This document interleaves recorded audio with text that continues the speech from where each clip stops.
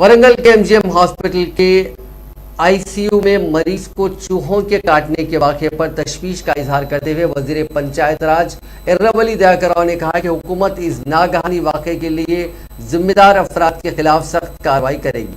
उन्होंने कहा कि एजेंसी जो सैनिटरी को ब्लैकलिस्ट कर दिया जाएगा। उन्होंने कहा कि हमने इब्तिदाई तहकीकात के बाद लापरवाही पर पहले ही सुपरिंटेंडेंट डॉक्टर श्रीनिवास राव का तबादला कर दिया है और 2 डॉक्टर्स को मुअत्तल कर दिया है। दयाकर राव ने जुम्मे को दवाखाने का दौरा किया और वार्ड्स का मायना किया। बादशाह उन्होंने नए सुपरिंटेंडेंट डॉक्टर वी चंद्रशेखर और दीगर के साथ इजलास मुनक्किद किया।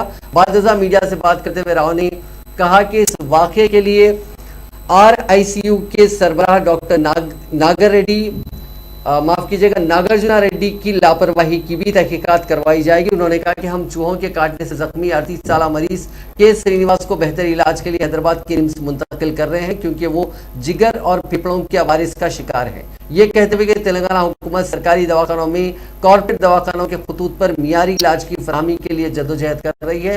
राव ने गरीब मरीजों पर जोर दिया कि वो हुकूमत की जानिब से चलाए जाने वाले दवाखानों में ही इलाज करवाएं। दयाकर राव ने इस मौके पर 3 करोड़ रुपए मालियत के आलात दवाखाने के हुक्काम के हवाले किए।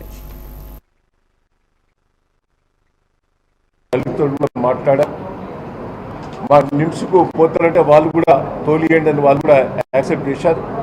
ప్రత్యేకంగా అంబులెన్స్ ఇచ్చి డాక్టర్స్ స్టాఫ్ నుంచి కూడా ఆడ జైన్ చేసి ఆడ డాక్టర్లతో కూడా మాట్లాడడం జరిగింది।